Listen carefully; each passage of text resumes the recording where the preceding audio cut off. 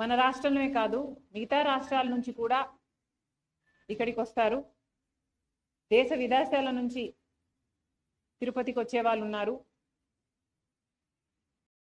శ్రద్ధ, భక్తి, శ్రద్ధలతో ఈ ప్రసాదం నిజంగానే కళ్ళకద్దుకొని తీసుకునే వాళ్ళు కోట్ల మంది ప్రజలు.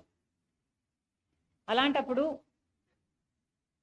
బీఫ్ టాలో ఫిష్ ఆయిల్ కూడా ఉన్న ఈ పదార్థాలు కూడా ఉన్న లడ్డూని ప్రసాదంగా ఇస్తున్నారు అని చంద్రబాబు గారు నిన్న చెప్పడం జరిగింది. చంద్రబాబు గారిని అడుగుతున్నాం,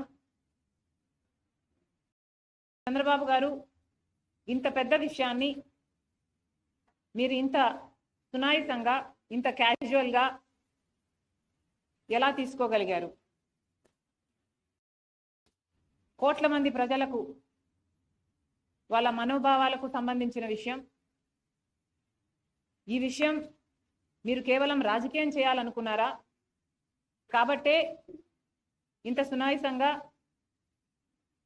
దాన్ని ఒక పాసింగ్ కమెంట్లా మీ 100 రోజులు సెలబ్రేషన్స్లో భాగంగా చెప్పారా? లేదు నిజంగానే చంద్రబాబు గారికి దీని సివియారిటీ ముందే తెలుసా? ముందే తెలిస్తే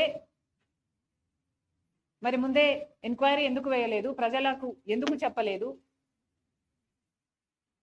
ఇంత ఆలస్యంగా 100 రోజుల తర్వాత కాపీగా మీరు చెప్తున్నారంటే మీ ఉద్దేశం ఏమిటనుకోవాలి?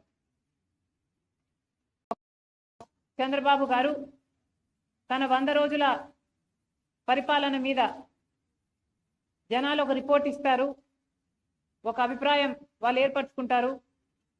కాబట్టి తన వైఫల్యాలు కప్పిపుచ్చుకోవడానికి, వైసీపీ మీద బురద చల్లడానికి ఈ 100 రోజుల వెన్యూను ఎంచుకున్నారా?